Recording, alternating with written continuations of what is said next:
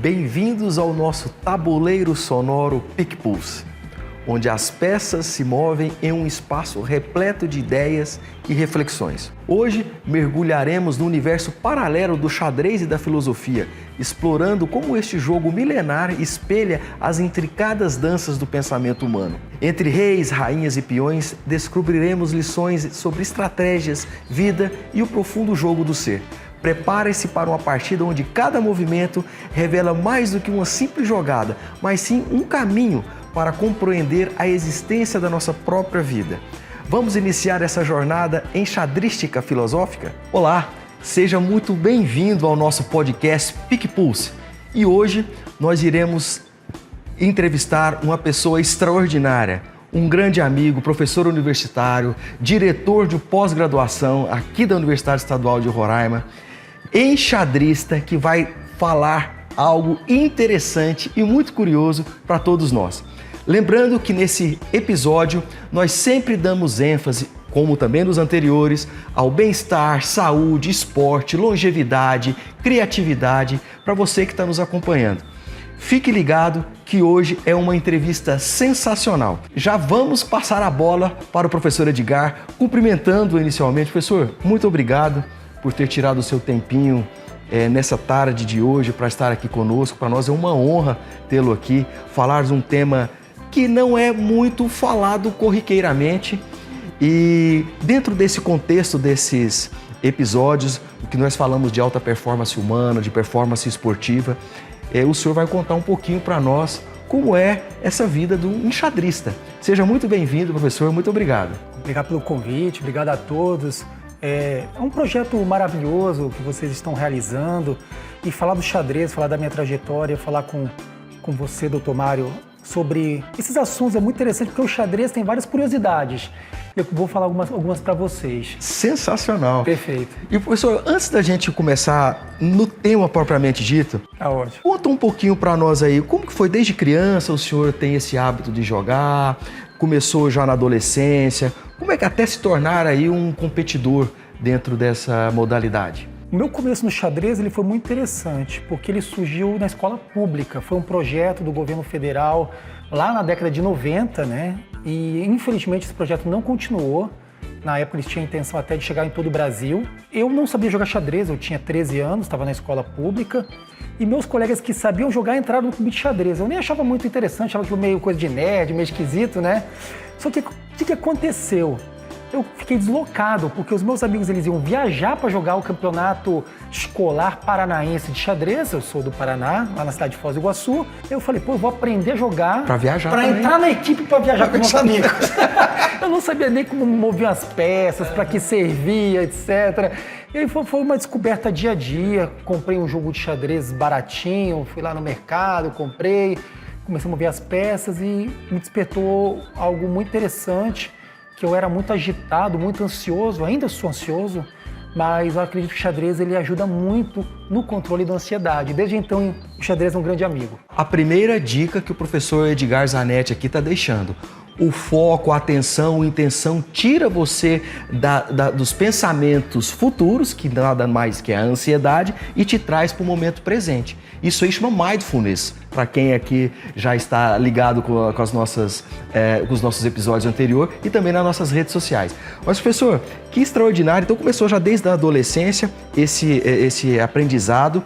Então, conte para nós aí, são 64 casas, o senhor não vai dar uma aula de xadrez, mas eu só quero aqui fazer um paralelo. São 64 casas, são, salvo engano, 16 peças brancas e 16 escuras. A meta é dar um checkmate no rei. Sabemos que tem a peça fundamental, que é a rainha. Tudo bem, mas a gente sabe que existem escolas, por exemplo, na Índia, escola nos Estados Unidos, onde as pessoas ensinam como modalidade obrigatória o xadrez, porque aumenta em quase 30% as notas escolares, especialmente na matemática, nas artes, na ciência, e isso é um grande filão para os alunos. E o senhor desenvolveu ou teve a perspicácia de também ter o ensino da filosofia dentro do xadrez. Conte-nos um pouquinho aí. A colocação que você fez é interessantíssima, porque, na verdade, o xadrez ele é complexo. E até hoje a gente luta para tentar interpretar o xadrez, como se fosse nas escolas da música clássica, por exemplo. Você tem várias escolas e cada escola interpreta a música clássica segundo suas próprias intenções. Então, por exemplo, a escola russa de xadrez ela é muito conceitual. Eles têm muitos livros, você aprende desde a infância com manuais, progressivamente, até você chegar ao nível máximo, que é o nível de grande mestre, que são os maiores jogadores do mundo. Só para dar um exemplo da loucura do xadrez, a Rússia ela tem mais de 230 grandes mestres, que é o título máximo no xadrez. O Brasil, nós só temos 14. Então, assim, você vê a diferença. Então, assim, 14 jogadores no xadrez brasileiro, de tantos milhões de pessoas conseguiram alcançar esse título máximo. Eu alcancei o título mais humilde, que é o de mestre nacional de xadrez, certo? Então, assim, parabéns. São uma forma de medir, como se fossem diplomas, assim como na capoeira você tem as cordas, no taekwondo, no karatê você tem as faixas, e no xadrez você tem também várias nivelações. O jogo de xadrez é muito complicado porque você tem que estudar. Uhum. Infelizmente, para jogar bem xadrez, tem que estudar. Então, assim, um profissional de xadrez, ele certamente estuda entre 6 a 10 horas por dia de xadrez. Então, assim, eu não sou profissional, já fui profissional lá nos meus 18 anos, e aí eu decidi por estudar. Então, eu fui para a faculdade, fiz graduação, mestrado, doutorado, me tornei professor universitário. Estudar na academia, o senhor está falando, né? Não deixou de estudar o xadrez. Isso, mas aí eu sempre fui semiprofissional. E como semiprofissional, eu sempre tenho contato com o tabuleiro. Por exemplo, hoje eu permanecia à tarde em casa estudando, preparando aulas, e aí sobrou uma horinha ali. Já foi estudar o xadrez. Já sentei, vi uma partida, vi um artigo, li algo sobre xadrez, que você tem teoria de abertura, meio jogo e final. E cada teoria são calhamaços de livros, de exercícios, e assim, cada vez mais o xadrez está se desenvolvendo, e como você bem colocou, hoje a escola de xadrez que mais se desenvolve no mundo é a escola indiana. Os indianos estão vindo com tudo e eles têm um modo de jogar xadrez diferente dos russos. Os indianos são práticos. Eles não pensam tanto na teoria, eles não querem saber o porquê. Eles querem saber o quê, a aplicação. Então o xadrez indiano está tendo assim, uma explosão fantástica e tem uns garotos hoje de 15, 16 anos na Índia que estão devastando o xadrez. E o senhor colocou uma coisa interessante, né? O senhor começou a falar de viagens, a gente sabe que a socialização como os grandes esportes, como o futebol, o basquete, o vôlei e o xadrez, mesmo ele sendo um contra o outro, como o esporte como o tênis de mesa, o tênis tradicional, mas não deixa de ter a socialização, que também é uma das características salutares desse esporte, que é pouco falado e é caracterizado como esporte. E há o rompimento de barreiras, inclusive de classe social. O senhor está falando uma coisa interessante, porque veio de escola pública, era incentivado, fazia parte de halls de campeonatos, né, sabendo a importância da socialização, de trazer o esporte para dentro da escola. E pegando esse gancho que eu acabei de fazer, esse preâmbulo, professor, uma coisa interessante, o xadrez na década de 70, salvo engano, foi jogado na Terra e na Lua. Teve uma partida, o senhor sabia disso? Não, essa da Lua pois eu não conheço. Foi uma nave espacial, se não me engano, chama Soyuz 9, se eu não me engano. Ela teve, então, através de comunicações, então foi um primeiro jogo, um primeiro esporte que foi praticado no espaço e na Terra ao mesmo tempo, o xadrez. Eu vou pesquisar, então, viu? Olha que coisa interessante isso. Fantástico. Mostrando que então não tem como eu jogar vôlei daqui para ter lá, mas o xadrez é factível. E também, o senhor me corrija se eu estiver equivocado, independente da idade, independente de força física, independente de classe social, você pode jogar com vários jogadores ao mesmo tempo, né? Parece que tem até campeonato assim, né, professor? Tem campeonato onde assim. você tem várias mesas e a pessoa vai sendo desafiada e uma pessoa só vai fazendo. A peculiaridade do xadrez é incrível, né? E o que mais que o senhor tem, assim, além da sua expertise, como um semiprofissional que foi na adolescência, do ponto de vista de enriquecimento da parte humanitária, que o xadrez também pode nos ensinar? O xadrez ele tem algumas características interessantes. Por exemplo, eu estava vendo um artigo que estavam discutindo sobre a política no Brasil, principalmente. Por que poucas mulheres se engajam na política? Era a pergunta, muito interessante a pergunta. E uma das hipóteses lá do entrevistador, e alguns teóricos defendem isso, é que a política, as mulheres interpretam a política como uma atividade violenta. É uma atividade muito agressiva no sentido de você estar o tempo todo debatendo com as pessoas e às vezes, talvez as mulheres não tivessem tanto interesse em participar da política por essa hipótese. Não estou dizendo que eu concordo com ela. E a mesma pergunta é feita pelo xadrez.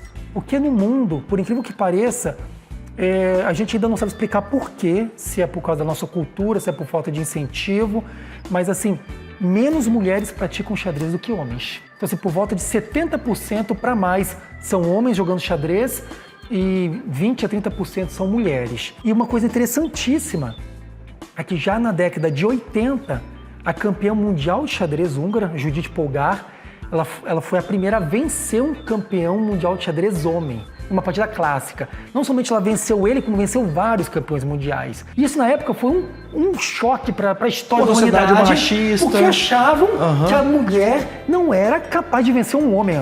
A melhor jogadora de xadrez do mundo não era capaz de vencer o melhor jogador de xadrez do mundo, porque nunca tinha acontecido de vencer. E isso também é retratado na série que acho que o pessoal conhece, que é uma série que eu recomendo, que é o Gambito da Rainha, da Netflix. Fantástico. Estamos esperando sair a segunda temporada, a próxima temporada, que é justamente uma série que debate esses preconceitos. E o xadrez hoje ele está quebrando essas barreiras e cada vez mais a gente luta para que as pessoas não interpretem tanto o xadrez como tão violento, porque de fato o xadrez ele tem essa característica psicológica, né? Quando a gente perde, a gente fica arrasado. Eu, mesmo sendo semiprofissional, eu sempre quero ganhar. E foi ano passado, eu joguei o Campeonato Brasileiro Clássico em Recife, um torneio longo, cansativo. E no final eu senti muito cansaço. Eu consegui chegar até os 10 primeiros, de 200, até a última rodada. Parabéns. Na última rodada, se eu vencesse, ficaria 8º do Brasil no xadrez clássico, né? Mas eu não consegui, eu realmente cansei, o meu adversário me venceu com brilhantismo, eu acabei ficando entre os 20, enfim. Mas eu fui campeão brasileiro de xadrez relâmpago, eu tive essa honra inesperada de ser campeão brasileiro da categoria absoluta. Quando o senhor fala relâmpago, o que? É o tempo que tem que ser mais rápido, porque a gente sabe que tem tempos, você aperta o relógio, passando a bola para o outro, ele tem um tempo. E isso é encurtado quando o senhor fala essa modalidade? Exatamente. Você que gosta de correr, como nós conversávamos, né? Depois você vai falar sobre isso, atletismo. Assim como no atletismo, o xadrez tem várias categorias. O xadrez tem 3 categorias principais. O xadrez clássico, que seria a maratona. Então, a categoria mais importante do xadrez, o jogo dos grandes mestres, é o xadrez clássico, que demora uma partida mais ou menos 6 horas. Uma partida. E é muito cansativo. Sentar, pensar por 6 horas, cansa muito. Sem dúvida alguma. Aí depois nós temos aí o xadrez rápido, que poderíamos fazer uma analogia que seria mais ou menos os 2.000 metros, não sei, no atletismo, que aí cada jogador teria 20 minutos para jogar... uma jogada? Não, para toda a partida. Para toda a partida. Cada jogador tem 20 minutos, mais ou menos. Tá? Então a partida duraria até 40 minutos, mais ou menos. E o xadrez relâmpago, que seria o do Usain Bolt. Os 100 metros rasos. Os 100 metros rasos, e eu tive a honra de ser nessa categoria de xadrez relâmpago, xadrez super rápido. Campeão brasileiro. Fui campeão brasileiro. Me classifiquei para jogar o Mundial, que seria ao lado da Ucrânia. Que extraordinário. No Cazaquistão, mas eu não fui por perigo de acontecer. Alguma guerra, alguma coisa? Mas teve o campeonato. Parabéns, professor. Que extraordinário. Estamos aqui diante de uma sumidade realmente nesse esporte, dando ênfase aqui com letras garrafais, professor. Que é um esporte chamado xadrez e quem pratica o xadrez é um enxadrista. Né? Pois bem, professor, dando continuidade com relação a essa temática, o senhor falou que isso exige, evidentemente, um preparo da esfera emocional, psíquica muito grande, estudos aí de longas horas. Como que é a preparação para um torneio como esse? Vamos falar do xadrez clássico. O que eles fazem de diferente? A gente falou aqui um pouquinho de músicas clássicas, porque a gente percebe que realmente a ideia que nós temos, eu que não sou um enxadrista, mas de que realmente é para nerd, pessoas assim, fora da curva, né?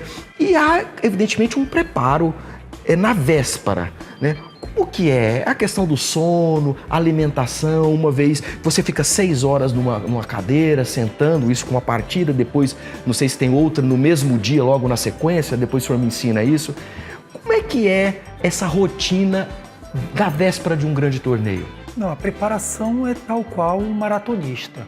Você tem que ter uma alimentação boa, você tem que tomar cuidado com o uso do álcool, você precisa dormir bem, o estudar. E no xadrez você tem algo que chama-se repertório de aberturas. Uma das coisas mais importantes, porque o xadrez hoje é tão desenvolvido que se você conseguir uma mínima vantagem, se você conseguir colocar o seu bispo melhor colocado que o bispo do adversário, você ganha a partida. Você não precisa nem ganhar um peão. Que é logo na saída. Logo no começo, nos primeiros 15 lances. Então você tem que fazer seu repertório de aberturas. E cada coisa tem um nome no xadrez. Então, por exemplo, tem a abertura espanhola, a abertura siciliana, defesa francesa, defesa carocã, abertura holandesa. E você vai escolher qual é o seu jogo. Assim, por exemplo, vou pegar um pianista. Claro, tem alguns pianistas que são extraordinários que tocam todos os tipos de música. Mas você pegar um grande pianista, acho que, se não me engano, o Carlos Martins, aquele brasileiro. Sim, Carlos Martins, brasileiro. Se não me engano, ele é especialista em Chopin, um dos maiores do mundo. Então, assim, ele não vai tocar outro grande da música tanto quanto ele é especialista em Chopin. Sim, entendi. Então tem isso no xadrez. Então você, por exemplo, você vai jogar a defesa siciliana, você vai ser um grande especialista na defesa siciliana. Você vai estudar até lá jogada 20, até jogada 30, o mínimo detalhe, vai se preparar. E a mesma coisa contra o adversário. Então você vai ver a partida dos seus adversários na internet.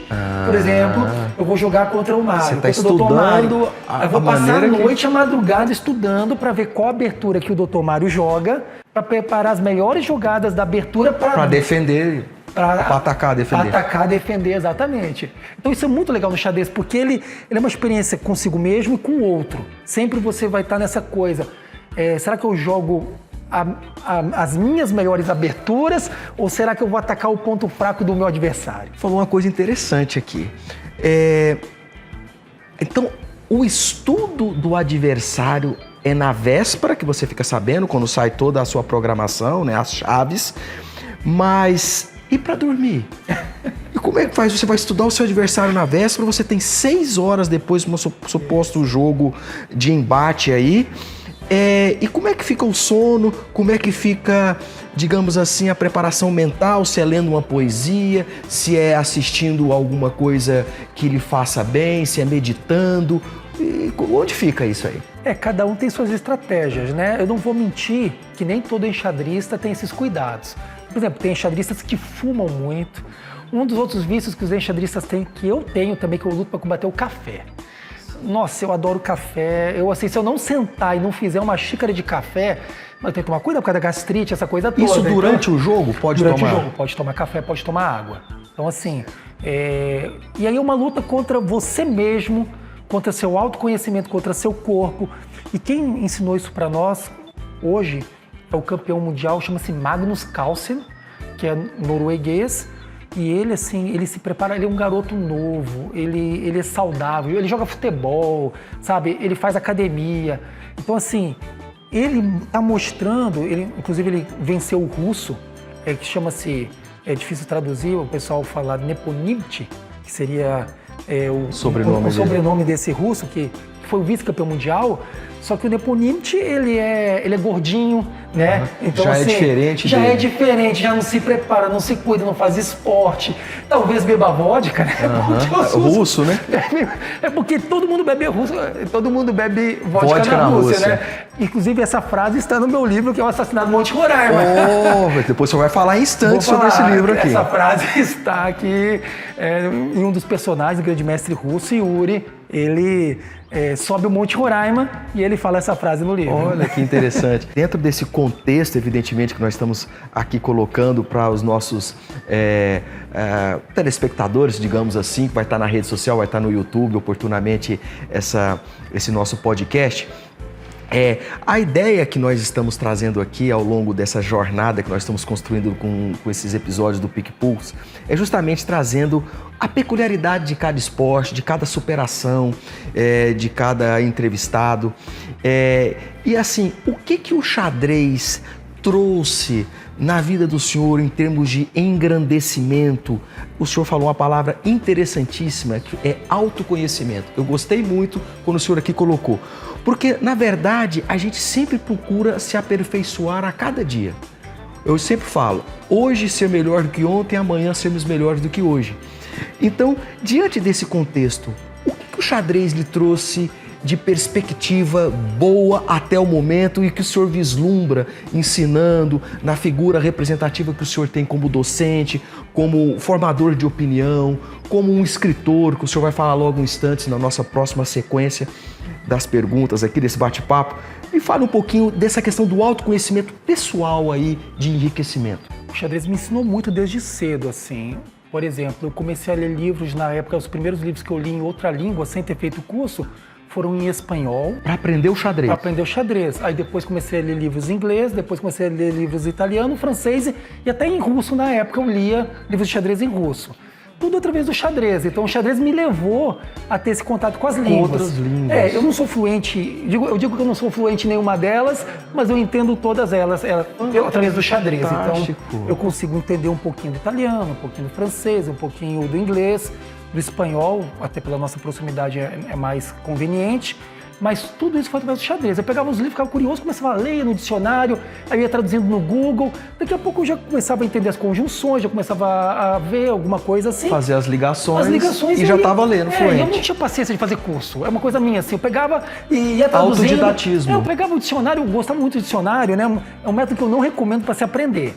Qualquer linguista, se algum linguista, algum professor aqui do curso de letras, amigo meu, dizer, não aprendo dessa maneira. Mas é a maneira que eu gostava. Era pegar o dicionário, fazer um glossário palavra a palavra. Eu adorava traduzir. Eu traduzia o livro do começo ao fim.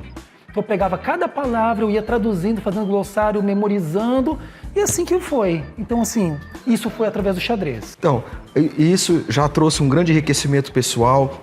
A questão que o senhor mesmo falou da ansiedade, que isso trouxe um benefício muito grande. Teve um deslize que hoje tem a questão do café, que o senhor vai tentar substituir pela água com gelo, a água gaseificada, alguma coisa para tentar otimizar isso aí. Mas interessante, porque nesses desafios, nesses grandes desafios da nossa vida, a gente se afeiçoa e se apega a algo que nos dá prazer, né? E o senhor aqui nos traz esses conceitos interessantes de ter se encontrado num esporte e ter aí galgado até chegar o pico máximo, né, de um degrau da vida de um atleta, que é o pódio, no caso. E aqui o senhor nós temos aqui uma foto do professor Edgar, aqui jogando xadrez. Conte um pouquinho do que o senhor nos trouxe aqui, dessas imagens. Essa primeira que passou, depois tem uma que mostra o senhor com um troféu. Conte um pouquinho para nós. Eu vou falar, essa foto é do Campeonato Brasileiro de Xadrez, foi em Teresina, no Piauí. Piauí. Estou ao lado do grande mestre brasileiro, um dos maiores jogadores da história do xadrez latino-americano, que é o grande mestre Darcy Lima, carioca. Eu venci ele, jogando uma defesa siciliana, de brancas, ataquei ele. Fiz um sacrifício. Foi ousado, então. Foi. Eu joguei contra um jogador mais forte do que eu, então assim, eu preparei, fui agressivo. Isso, é como uma guerra, assim, né? O xadrez tem isso, né? Por exemplo, a gente acompanhando essa lamentável guerra entre a Rússia e a Ucrânia, você vê que nem sempre isso... Os próprios livros, né? A Arte da Guerra, do Sun Tzu, o Maquiavel também tem um livro, A Arte da Guerra, fala sobre isso. Nem sempre o mais forte vence. Isso é o legal do esporte, né? Naquele dia, eu fui melhor que o melhor do Brasil. Eu não sou o melhor do Brasil, ele é melhor do que eu, mas naquele dia eu fui melhor do que ele. Uhum.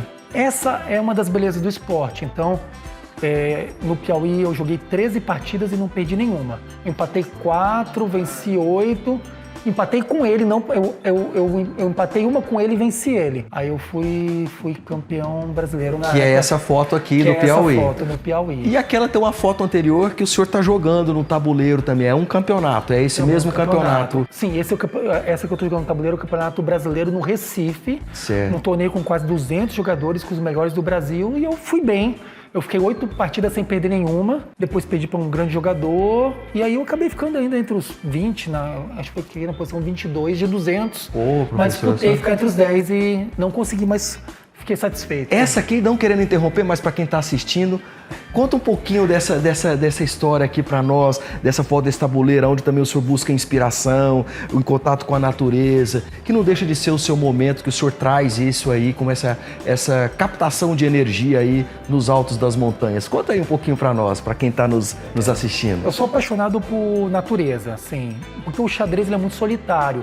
E às vezes, até por ser professor, você sabe, o senhor sabe, professor, que às vezes a gente se aprisiona dentro de casa. E eu tenho, às vezes, esse cuidado. Às vezes eu passo horas e horas lendo ou escutando música. E a pandemia trouxe isso, algo muito ruim também, que a gente se trancou em casa e muitos ainda não conseguem sair. Então, assim, há um esforço muito grande para a gente viver os espaços públicos, de nós irmos para as praças, de nós irmos para as bibliotecas. Hoje as bibliotecas estão vazias, ninguém mais frequenta as bibliotecas. Há um efeito bem interessante que pelo menos as pessoas estão frequentando os cafés. Tem um boom no café do Brasil, né? Então um negócio muito legal que as pessoas estão frequentando um espaço de discussão, de alimentação, mas as bibliotecas hoje não são frequentadas, estão fechando as bibliotecas. É uma pena, é uma grande decepção para nós que vivemos a universidade. Não só as bibliotecas, como as livrarias. As grandes livrarias, o senhor está falando. E eu também adoro leitura, o meu hobby é viajar e ir para as livrarias. Ver o que tem de bacana e tudo mais. Eu gosto muito de pintura, principalmente pintura renascentista. E as grandes livrarias no Brasil, infelizmente, fechando. Pegando esse paralelo aí das bibliotecas públicas, né? Hoje restam, porque tornou-se tudo virtual, hoje tem os acessos à internet.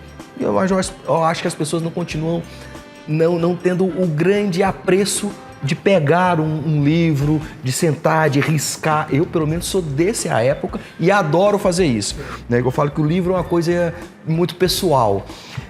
Então, eu faço as minhas anotações. E pegando o gancho, então, do livro, eu vi que o senhor também fez uma grande obra, um autor de um livro. Conte-nos um pouquinho dessa última obra do senhor, aonde que a gente pode encontrar, qual foi a inspiração que o senhor trouxe, esse paralelo com o xadrez. Conte-nos um pouquinho aí, professor. Perfeito. Esse aqui é um livro, inclusive, vou dar um exemplar presenteio do senhor. Professor, muito agradecido. É o Assassinato no Monte Roraima. É uma obra que eu já venho planejando escrevê-la desde que eu vim para Roraima. Agora está completando no dia 28, 10 anos de Roraima. 10 anos. 10 anos que eu me tornei roraimado. Que legal. Como dizem, né?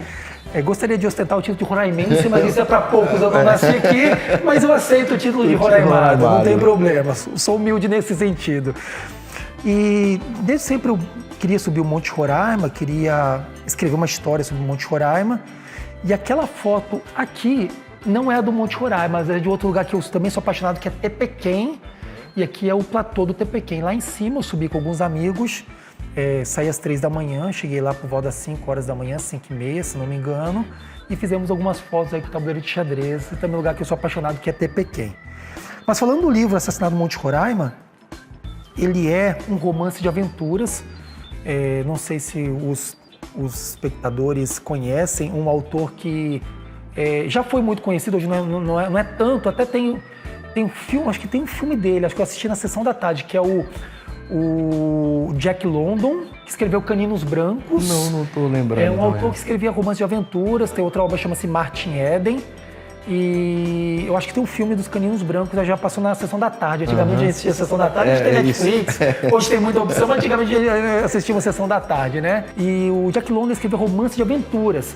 E a história dele é muito bonita, trágica, mas bonita, né? Infelizmente ele, no final da vida dele, acabou se suicidando, mas ele foi uma grande pessoa, que ele era pobre, analfabeto, ele aprendeu a ler praticamente sozinho, e ele começou a ler indo para a biblioteca. Ele não sabe por onde ler, ele começou a ler os livros da biblioteca em ordem alfabética. Olha isso! E aí ele comia os livros. E como ele era muito pobre, ele foi marinheiro, ele viajou o mundo trabalhando como marinheiro, ele escreveu romances de aventuras. Então, inspirado um pouco em Jack London e também no Hemingway, que escreveu O Velho Mar, entre outras obras magníficas, né? Que eles têm um estilo de escrita bem sucinto. Então, assim, eu percebi que como hoje o mundo é muito acelerado, é difícil para nós, na correria do trabalho, da família, escrever uma obra e ler uma obra de 400 páginas, entende? Falei, não, vou fazer um livro nessa pegada do Jack London, do Hemingway e outras referências. Então, é um livro que eu me fiz no propósito de escrever ele em 80 páginas e ele terminou em 80 páginas. Então, assim, um livro bem gostoso de ler. É uma história de uma expedição que vai ao Monte Roraima. Tem um grande mestre russo, Yuri, que sai lá da Rússia para participar de umas atividades de xadrez na Venezuela e aí aproveita e sobe o Monte Roraima. Tinha esse subir o Monte Roraima. Um casal de franceses, 2 brasileiros, o guia e os carregadores sobem o Monte Roraima, uma brasileira também, uma jovem brasileira, e aí lá acontece um assassinato, que eu não vou dar o spoiler completo. Lógico, vamos ter que adquirir o seu livro, entendeu? Vamos adquirir o seu livro. Mas todos que lerem, depois professor. a gente pode fazer um sensacional, sensacional. Obrigado, senhor, por estar deixando. Obrigado pelo carinho e pela lembrança de estar aqui dando de primeira mão informações sobre o livro Assassinato no Monte Roraima. Professor, eu sei que para nós aqui é um privilégio tê-lo aqui e só antecipando que nós estamos aqui em privilégio ao quadrado, que o livro será lançado ainda e nós já estamos tendo o privilégio de mostrar para você de primeira mão, acabou de sair do prelo e nós estamos tendo aqui o privilégio de tocá-lo nessa obra magnífica, irei ler, professor, irei apreciar e em breve estará aí disponível para aquisição. Quem tiver interesse de adquirir o livro, professor, como que faz? Como é? Deixa aqui a informação para quem, porque vai ficar registrado esse momento aqui nas nossas redes sociais e diante desse projeto também, para a pessoa que estiver interessado em adquirir. Os interessados vão ter o lançamento do livro na livraria, uma das poucas livrarias, né? Que ainda restam, aqui na nossa cidade de Boa Vista, no shopping, no dia 9 de março agora, todos convidados às 18 horas. Acho que vai ter um coquetel, alguma coisa, muitos autógrafos. E ele está à venda na Amazon, tanto em formato digital quanto físico.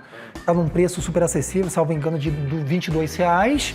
Pode encomendar, chega em casa em poucos dias ou já baixa na hora. Na hora. Formato Kindle, então está à venda na Amazon. Na Amazon. Muito fácil, só digitar, né, professor? Digitou, Assassinato no Monte Roraima aparece. Mas já está disponível na Amazon? Já está disponível. Olha, na Amazon já está, mas porém o lançamento do livro físico ainda vai acontecer no próximo mês. Exatamente. Professor, eu sempre deixo aqui, nesses nossos bate-papos com os nossos convidados, eu falo que é uma palavra que é pílula da sabedoria, que representa mais ou menos o primeiro insight, ou alguns dos insights que eu tenho ao longo do nosso bate-papo.